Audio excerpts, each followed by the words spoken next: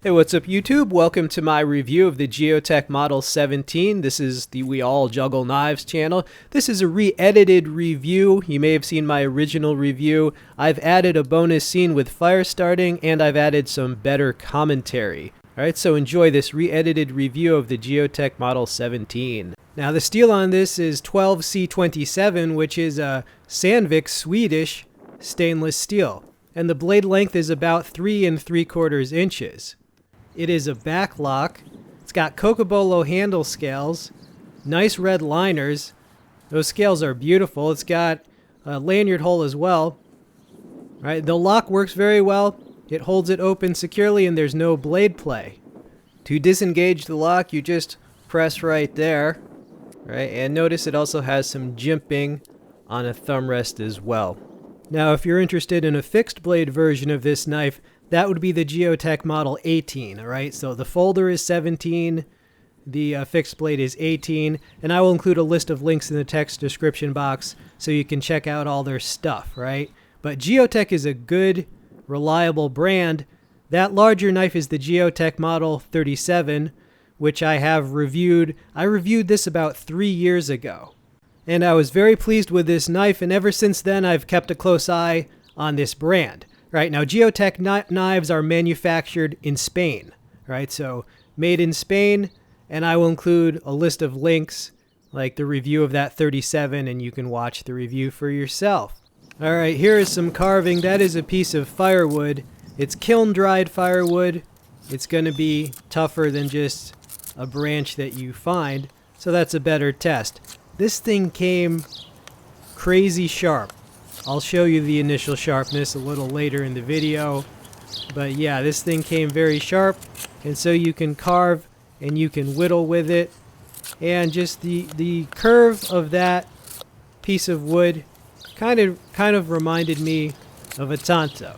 And if I wanted to spend an excessive amount of time, I could probably make a little wooden model of a tanto, and maybe I'll do that, right? But we're not going to do that all the way because we got a lot of other stuff to cover. Maybe whittling and woodwork can be a way that you pass the time and stay sane.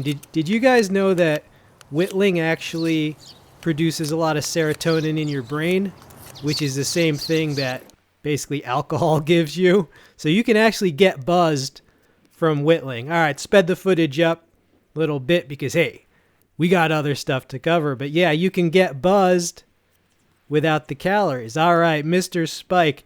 All right, in phase 2, smoothing it out with the sandpaper. You could also use a file from a multi-tool, but the sandpaper will conform to the shape of whatever you're smoothing, so that's good. All right, so I call it, let's name it Shanky McShankface. All right, let's talk about hunting knives versus bushcraft knives. One of the reasons I wanted to re-edit this video is because I got something smarter to say by talking to the hunters. All right, and there is some food prep there in case you want to use this at your camp kitchen, cutting up an onion. Yeah, but I've been speaking to the hunters. I'm not a hunter myself, although I did grow up with hunters, a lot of deer hunters where I live. But I have some subscribers that are really, really into hunting, and I got some valuable feedback from them. Basically, they said that this folder would be great as a bushcraft knife, but that they would always carry a separate hunting knife. That made a lot of sense, you know. At first, when I got this knife, because it is so freaking sharp, I was like, oh yeah, sure, you could slice up an animal with this. But it's not just sharpness that matters, it's the grind and some other things. Look how it cuts the chicken. Scalpel. But anyway, yeah, after talking to a lot of people that are really into hunting, they said that they would just carry a separate, different knife as their hunting folder. Well, as someone who really loves knives, you know, any excuse to carry multiple knives is going to sell really well with me. All right. Oh, those chicken thighs, I baked them with some garlic and pepper, and they were freaking delicious. All right, but anyway, the bottom line is that I recommend this as a bushcraft knife, but I also recommend carrying a separate knife if you want a skinner or a hunting knife or a hunting folder, such as like the Buck 110, which is your classic. Later in this video, I will give an overview of several different folding hunters. But what it really comes down to is the grind. Almost all of your folding hunting knives are going to have a partial hollow grind. And this has a Scandi grind, but not only a Scandi, it's fairly thick as well. And that's just not what most people prefer for a Skinner or a hunting folder. So it's all about the grind. However, Scandi is definitely preferred for a lot of other outdoorsy stuff, bushcraft or camp. So there you go. Now I prefer a fixed blade, as most people do, for, you know, my primary. But hey, what about backup? What about secondary? What about just short little trips? What about if you are going from a bushcraft setting to a more urban setting, you know, in the same outing? Folders can be convenient. And also, Jeo-Tec, almost their whole line is fixed blades, right? And I've already reviewed some of their fixed blades, so I just wanted a challenge or something that would stick out. But definitely check out the fixed blade version of this knife. They're removing some bark from a branch.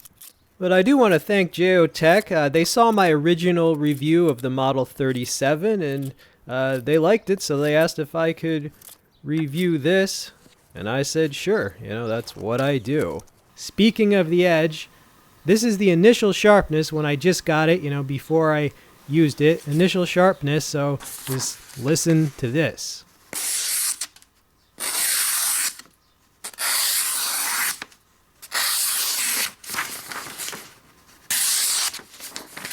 Yeah, it did well. Very well. All right, so there you go. I mean, and this is not a thin folder either. This is not like a Delica. That was initial sharpness. Very sharp. All right, one more task. Just making some shavings. Gonna light them on fire. All right, so you could make some shavings, or you could make a feather stick if you had better wood on hand for that. In my original review, I did not use this as a striker, but you're gonna get a bonus scene where I do use the knife itself or the spine as a striker.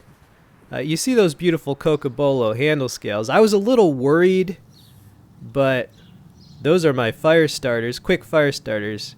By using those, I don't have to risk burning the scales because it's only going to take a few sparks. Observe. And there you go. Yeah, so originally I was like, I don't want to mess up these scales, man. But, of course, in the survival situation, I wouldn't give two craps. But, hey, I'm not in a survival situation. But, yeah, by using those little tinder puffs, I don't have to put the knife down near a hot spot. All right, so, yeah, the spine of the knife is quite sharp, so you can use it as a striker. There's some birch bark under there as well. I think everybody knows a lot of the uses of the birch bark there. All right, as promised, some hunting folders and size comparison. So we got some Buck 110s. We got the Jeo-Tec. We got a Kutamon MT4. We've got a Cold Steel Bushranger. And we've got a SOG Fielder XL, which is no longer made, but they do make the smaller version. So I will include a full list of hunting folder options in the text description box. Here is the Jeo-Tec Model 21. You want some fixed blades, you sick of folders, yeah? Well, I've already reviewed this Model 21. All right, so I will include a link to that full review. And it's a beautiful looking knife, although it don't look so pretty when I'm done with it. But it performed well. Just saying, I love messing up those, like the black coating on some of these knives because it shows use, and I encourage use of your blades. I've also reviewed that CDS knife up there. I'll include a link to that review. CDS is a related brand to Jeo-Tec. Okay, they're both made in Spain. I think they use most of the same steels, so I'll include a link to that. That's a nice little mid-sized knife. It's pretty chunky, you know, heavier than a Mora for sure. So, you know, halfway bushcraft, halfway survival, perhaps. All right. Final thoughts on this. Oh, yeah, this does come with that leather belt pouch in the background. It's a beautiful knife. It came shockingly sharp for how thick it is. Yeah, pouch is pretty nice as well. Traditional. I really like the steel. And this just gives you that convenience that folders give you. But yeah, it's a lot beefier than most folders. Like the lockup is really solid. There's no blade play at all. So for a folder, it's pretty strong. And as I said, it gives you that convenience. You might want to pick up the fixed blade, then you have two options depending on where you're going and what you're doing. But overall, Jeo-Tec is a very impressive brand so far. I will include links to their current line of, I mean, they have a lot of winning blade shapes. They have a lot of useful blade shapes. When I saw the grind and the sharpness on this, I was like, they actually know what they're doing. There's someone in their factory that actually knows edges very well. I hope you enjoyed this video. Check out the links. They do support the channel. Feel free to subscribe. This has been We All Juggle Knives. I'm out.